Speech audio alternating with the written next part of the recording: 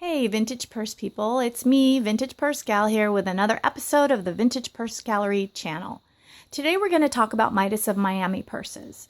I wish I had more to tell you about their background, but all I could find was one advertisement on the Bag Lady University website, which is a resource I use frequently, which listed them as being located in New York, represented by Crown Originals in 1961.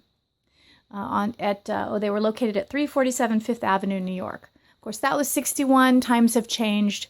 They're not there anymore, and I can't seem to find anyone who has any information about these fabulous purses. Now, without trying to make anybody seasick here, we're going to move around a little bit and look at the ones I have stacked up on my wonderful vintage couch. You might notice that some of the shelves behind are empty because that's where I had them displayed. I've got a number of examples here. What I did not include were the Midas of Miami wicker animal purses. I'll do those another time. Most of them were the picnic basket style, as you can see here. And I'll show you this one to start. You can tell this one is probably early 60s. You can tell by the way these lovely golfing ladies are dressed with the crop top and the capris and the kind of bouffant hairstyles. One thing that's unusual about this one is that it has just a plain white handles rather than the more traditional braided ones you see on most Midas purses. And we'll get to that in a minute. I just want to show you the label. And there it is, Midas of Miami. Most of them were lined in this kind of satiny fabric, sometimes pink, sometimes green.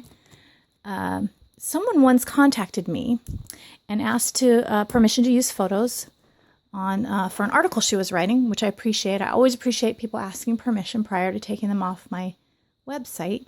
And she was writing an article about about how to spot a fake Midas of Miami purse. Now, generally, you can tell that it's a Midas because of the label, the very distinctive label. Now, these labels were sewn in rather than glued, so most of them have withstood the test of time and stayed inside the bags. Another distinctive thing about my Midas of Miami purses is, again, this braided handle. Some of them were white and gold, some were the plain gold, as you can see. Here's a really cute one. Not the box is spray painted gold, and it's got strawberries on it. Very cute.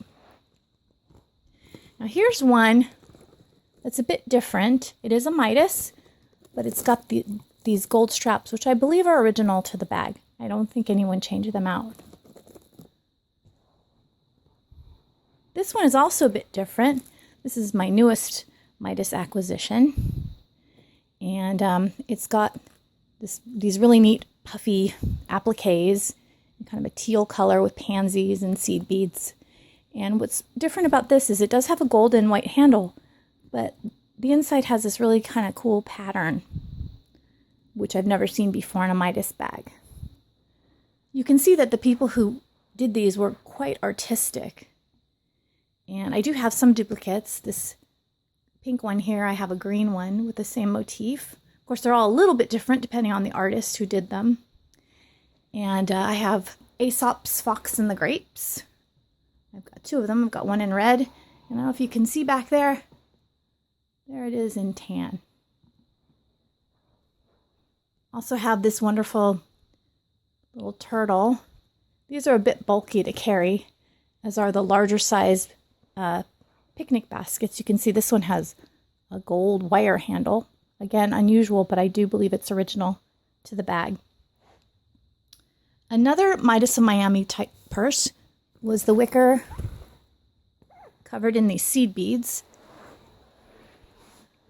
And this one is fun to carry because it's definitely a conversation piece with these 3D little pink roses on it. Here's a different one with the white seed beads and then these embroidered little appliques. Trying not to bounce around too much. Don't want to make any of us seasick. Here we go. This one is a lucite one, and this is part of my lucite collection, but I thought I would share it with you now because it is a Midas of Miami. A little bit more rare. You can find them though. They're getting up there in price. I generally don't give prices to people who ask me how much something costs. I will give a price range, but it's usually quite broad because it really depends on where you live, where you're selling it, and of course, who's going to buy it.